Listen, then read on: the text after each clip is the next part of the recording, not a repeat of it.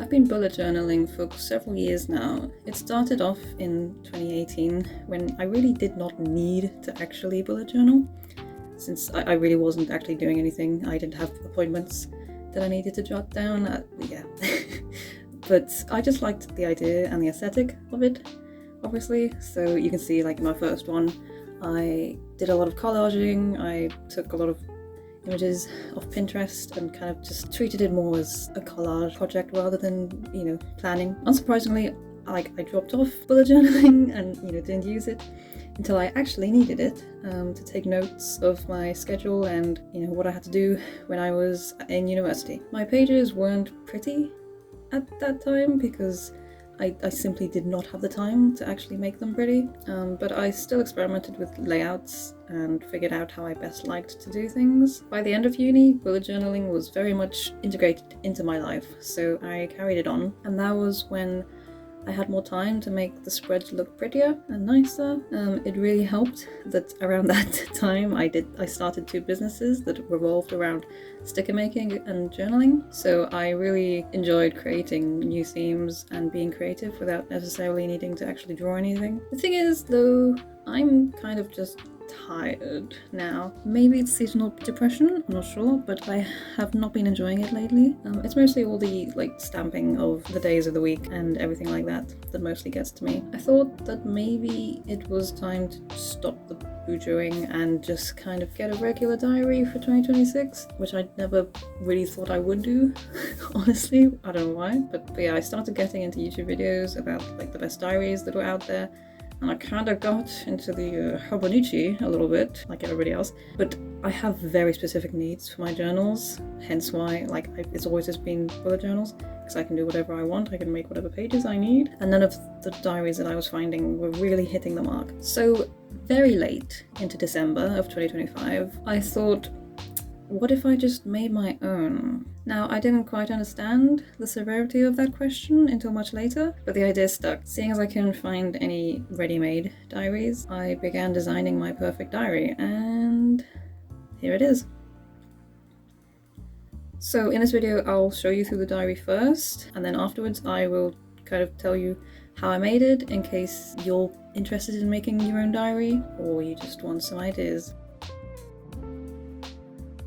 So the pages I designed, some of them are very specific to me, like my writing tracker, but you could probably adapt it to suit your own work and hobbies. But anyway, at the very start, I have all the months listed across 2 spreads. This is to write down future events or deadlines that I can then write into the specific month's calendar when I get to it. This is kind of just like an overall look at the entire year. Then I have a spread of little trackers. I'm not really good at tracking, but I wanted this diary to kind of make me better at it. I had some ideas for the specific trackers that I wanted, but they didn't fill the entire spread out, so I decided to copy and paste them and just leave them blank, or if I ever thought anything else up later on once the book was printed. So I have my menstrual tracker, a word tracker, then I have a finances tracker of my ins and outs, a tracker for subscription and direct debit dates, and then the blank ones, such as this third one. It's actually become my savings tracker since printing the book out. I'm still not quite sure what to do with this 5th one, but for now I have the amounts of posts I've made on YouTube and Instagram in pencil. These tables were easy to do in WPS presentation, which I'll talk about later, that this is the software that I used. I also added a notes section to the extra space that I had. After this is a master to-do list mixed with a bucket list. I pulled from this list to plan out the next page, which is actually something I copied from a YouTube channel called Jashi Corin. I'll put that on the screen. It's all about quarterly goal setting. I've never done this kind of planning before, ever, but this year I wanted to buckle down with projects and track them better and just, do more projects in the year. So I thought this might help me nicely. I'll put a link in the description for the video because she obviously explains it a lot better and in more depth, and I copied the stuff that she talked about. If you follow the video, you'll find the free document that she talks about, but I've got to be real, I did not want to have to join a community group to just get these documents. I didn't want to be part of the community group, so I just made the pages myself picking and choosing which parts I wanted the most. So yeah, just to be clear, these were not my idea. I copied them, but this is my own personal project, so it's not like I'm selling this off under my name. I'm not claiming that this is mine. I'll very briefly explain what the pages that I made and chose are. So this first page is for blocking out how much time you think you might have to achieve your goals. Since this is for each quarter, it shows obviously January, February and March. Yeah, so I made sure to leave a week out for each month for my period. I don't need that much time, but I just know that at the end of my luteal phase, I can lose a lot of motivation and just want to take it easy when I'm in pain. I didn't have many other planned events going on at the time that I did all this planning, so the page isn't super essential for me at the moment. It just gives you a rough estimate of how many days you have to work on your projects. So the next spread is for making notes or a spider diagram or whatever you want to kind of figure out what projects you want to do and what you need to do in each project. So for example, my novel that I'm writing, I wrote down the things that I needed to plan or any research I needed to do, or what chapters I want to do, whatever. So yeah, you just want to write down all the steps that each project needs for you to achieve it, or just things that you need to keep in mind. I will note that I'm using this a little bit differently. So what was her name? Jashi Corin. Sorry. She was using it for losing weight and keeping track of her finances and stuff like that. So it's more kind of like a habit tracker kind of thing. But as I said, I've kind of molded it to be for tracking and planning my projects. So yeah, then the right hand page just gets you writing all your notes down a little nicer and neater. After that, you've got daily, weekly and quarterly action plan tables to fill out. This is basically just to make yourself a little timetable. So after all that's the quarterly goal setting page is done. After all that, it's finally the month's spreads, which obviously repeats 12 times with the quarterly goal pages sprinkled in every 3 months. First, I have a calendar across 2 pages. This is for me to visually see what's going on during the month, but I also planned to use it to kind of journal my month by printing out photos of things I did during some days, such as a place I went to or a piece of art I made. As you can see, I'm also using brush pens and trying to find colors that match the headers as much as possible, but as you can see, I failed to do that for January since I literally just don't have any pens in these colours. So I just had to make do. I used them to decorate and I used them to mark days out or birthdays. For the rest of the page, I also have a space for goals to the right, and above I decided to have a space for the highlights of the month. It's very easy for me to forget the good things that happen, so hopefully this will help me remember things and be more grateful for them once the month is over. The next spreads were actually pretty easy to do since I already had these. I designed them a while ago on Adobe Illustrator for my bullet journals. I'll just print them out, cut them up and integrate them into my aesthetic collage-y pages. I just plopped in my mini monthly trackers, keeping them just blank so I can decide in the month what they're for. Usually they're for tracking my Instagram posts. I made a to-do list above them. Then I placed my expenses table at the top and just left the bottom empty in case I had to extend the table, because a lot of times I found that it just wasn't enough. But if I don't end up needing to extend it, I'm sure I can just fill it with a sticker or something like that. On the right page is the writing tracker I mentioned. I am an inspiring author, so this is another table that I made myself in Illustrator that I've been using for quite a few months now. So this table has a column for the word count I write each day. Lately I have been writing each day, but sometimes I might just leave it blank if I don't. I also have 3 tick boxes for if I did either writing, artwork or research, or all of them. I really should actually put a planning spot in it too. And then a little progress update where I just add brief notes about what it is I'm working on or how I'm feeling about it. So again, if you're a writer, you're welcome to copy that, or if you think you can adapt it to something else that you do, maybe script writing or art or I don't know, something like that. Maybe you can use it. The next spread is the least important out of the whole diary, honestly. It's mostly just space filler. I don't usually use this daily tracker. Again, this is another tracker that I've made a while ago, and I tried using it during NaNoWriMo. I'm bad at tracking days, let alone hours. so I stopped using it really, and I don't really use it. So I did grapple with whether I should include it into here or not. But when I made the next page to the right, which I plan to have as a note-taking page, as well as maybe a collage page, I needed another page to make things even, because obviously books, like spreads, come in pairs. So I needed to give that page its own pair. So I just threw the daily tracker in there. I tried using it in February, kind of gave up halfway through. I'm not interested really in knowing what I do each hour, but it's there. So yeah, I'm not sure how much I'll use these, but it's fine, they're there now. Then we finally get to the weekly spreads. I actually have 2 sets of weekly spreads. These to plan my weeks out, and then I have them again, but for journaling. I'm really bad at remembering what happens, even literally yesterday I don't remember what happened sometimes. I'm honestly kind of lazy when it comes to picking up my proper journal, especially if it's just talk about trivial things or just things that aren't that important. I'm more of a spill your feelings onto the page kind of girl. So these small spaces should hopefully help me to feel like I don't have to say that much or think too much about what it is I need to write. In fact, I have actually used these for 2 months now, and sometimes I find the spaces are actually too small. I had kind of told myself, if I ran out of space and I still wanted to keep journaling, then I would go to my main journal, but I haven't actually really done that yet, because as I said, I'm lazy. I also do try and make it kind of scrapbooky and aesthetic, with stickers or doodles or sticking in ephemera from the day. Back to the other weekly spreads. I have the week as a header at the top left, the dates from the week included in the top right, a space for my weekly goals and to-dos at the very left, and then columns for each day.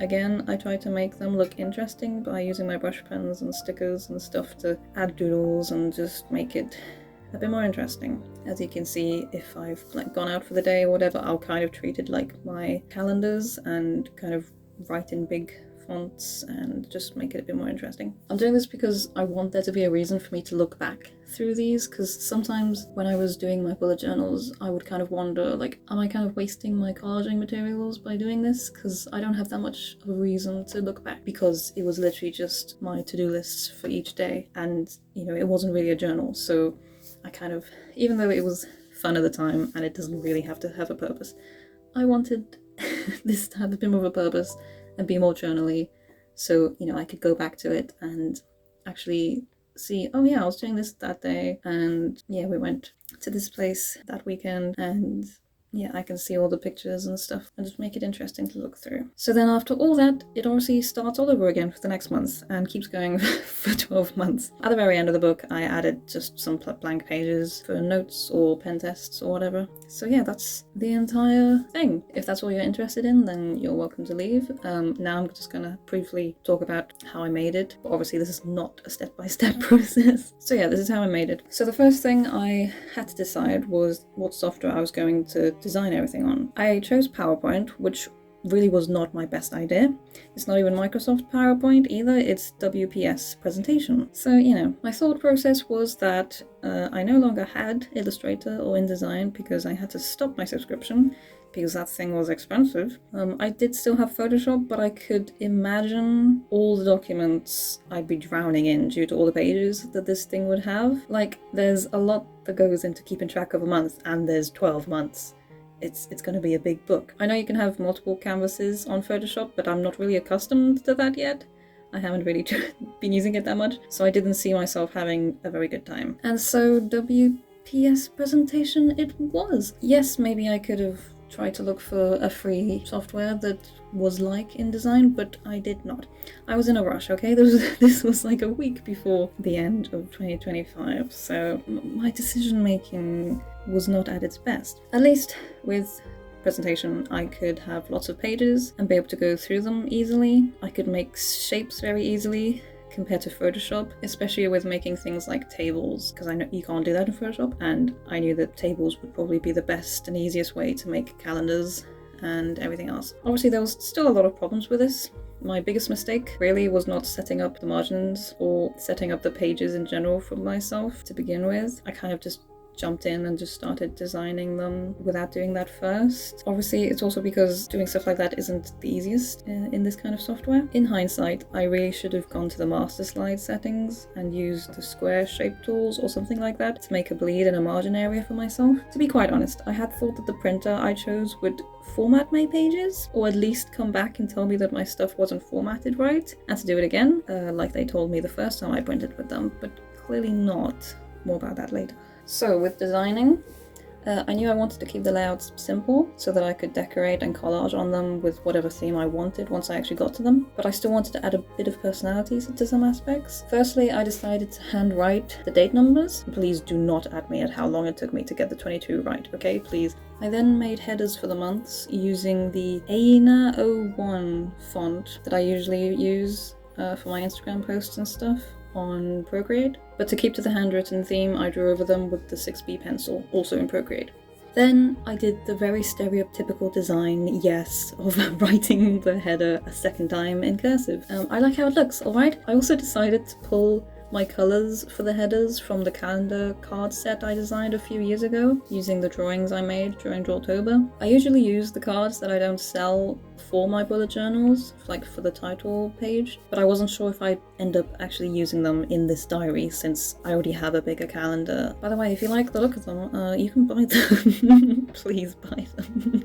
So as I said earlier, I used the shape tools and obviously the text tools to create all the pages that I obviously had not already designed beforehand, such as the writing tracker. Those were obviously very easy to just plop in. But yeah, the other ones took a while to design them all, again because presentation is not the best thing to use for this kind of thing. It got pretty frustrating sometimes trying to put things in very specific places. But once I had done it all, I began test printing the pages and pretending to use them and fill them out so that it could give me a good idea of what worked and what didn't, such as me realizing that I missed out a few basic things like the days of the week on my calendar spreads.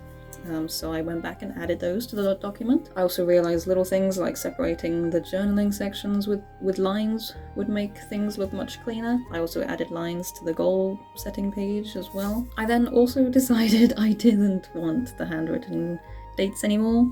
Yes, after all that time making them, they just made the page a little too messy.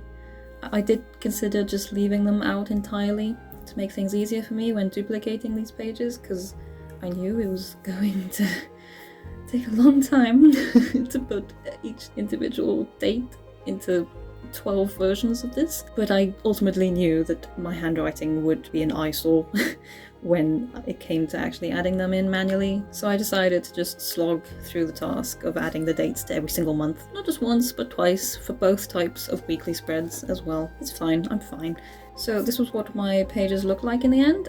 I'm incredibly sorry for the shaky footage. I'm not sure why I didn't use a tripod. It was into like the first week of 2026 when I was still doing this, to be truthful. I think it was a week exactly when I actually finally sent it to the printers. I used Mixam to print this book out, so I exported everything as PDFs and then uploaded it all onto their website, fixed a few things, added blank pages whenever pages were not in the right pair, and then came the cover. I had not thought about the cover until I was doing this, honestly. So my design was kind of last minute, but I honestly love how it turned out. I just used a piece that I made at the very start of 2025 that I still love and that you can buy in my print shop if you want, wink wink, and then with the same font and 6B pencil, I wrote 2026 in the middle as a title. I struggled to figure out what to make the spine look like, but I ended up using the same method for the month headers. So using the 2026 font and then doing a cursive version behind it. Again, I really love how it looks. When it's on my shelf, it really stands out. I really love it. I also put this on the very first page of the book as well. And then for the back cover, I just took the 3 apples that are in the artwork, spelled out my name with the letters that I'd created for the headers, and just called it a day. I'd run out of design ideas by then. Then I submitted the design and waited. As I mentioned earlier, I was fully expecting them to come back telling me my formatting was all wrong. When I printed my green zine with them at the end of uni, we had a bit of a back and forth because my page numbers were too close to the edge. So I was just waiting for them to come back and say, hey, this isn't good, and I didn't know how I was going to fix it. Yeah, I waited and waited, and then I got a notification that it had been sent to print. I was very surprised, but I was also glad, but I was also nervous. I did not know how it was going to turn out. When it arrived, Yeah, there were a few problems. There were several problems, actually. The first thing I noticed when I opened it was actually that every single page has a border around it, and I was wondering why the hell the printers would do that. I was a bit mad at them for a little bit, until I realized actually it was my fault. So it turns out WPS presentation, when you export your slides, puts a little grey border around all of them. And I did not know that. I did not notice it because it blended in with the background. So it was obviously me that sent it like that. And I'm so annoyed. Honestly, I'm kind of annoyed that Make Sam, like, they must have seen it and they must have, they must have thought, why does she do this? Maybe she doesn't want it like this. Like, I wish they'd kind of reached out and said, hey, are you sure you want these borders? Because I didn't want them. So yeah, I have to ignore them when I look at this diary. Another small nitpick is that they weren't put together very well, so some of the headers don't connect properly. I can't really say much about that. That's what happens when you print things. So some aspects, such as dates and lists and things, are just way too far into the gutter. I really have to pull the pages apart to be able to see them. It's also difficult to write near the spine, which was a given, but if I had factored the gutter into my page designs, it could have been a little easier. So yeah, that's on me again. But again, for some reason, I kind of thought they'd format it and add a gutter. I'm not sure. So yeah, basically this project was very rushed and bound to have some issues. I only need to live with them for a whole year. Yay! But it's fine, honestly. I've survived for 2 months so far, and it's really not that bad once you get used to it. I don't really see the borders anymore. I might say something different once I get into the middle of the book, which will, where things will probably be further in the gutter, but that's months away. Let's let future Emily deal with that. Considering how quickly I did this, how late it was, I really do love the final product. It was a very daunting project. When I got like a third of the way through it, I realized just how big of a project this was and how much I'd underestimated it, but I just kept going, and I'm glad I did because it means I have the perfect diary. It's been working really well for me. I'm enjoying filling it out, and as I said, it's already helped a lot getting me journaling daily, and it's also slowly helping me with my project planning. If only it could help me with my sudden drops in motivation and depressive episodes, that would be great. Hahaha. So that's how I made my 2026 diary. I have no idea if this is comprehensible enough for you to make your own diary, but I hope that maybe you got some ideas or just enjoyed my messy struggle to design this thing. I know I certainly learned a lot, such as planning things better, which is ironic considering this is a diary. But yes, I hope you enjoyed this video. Maybe you'd like to like it or stick around for other monthly videos that I've got planned. I have a lot, not all about diary making, it's mostly art making or stuff to do with my business. So see you in the next video. Bye!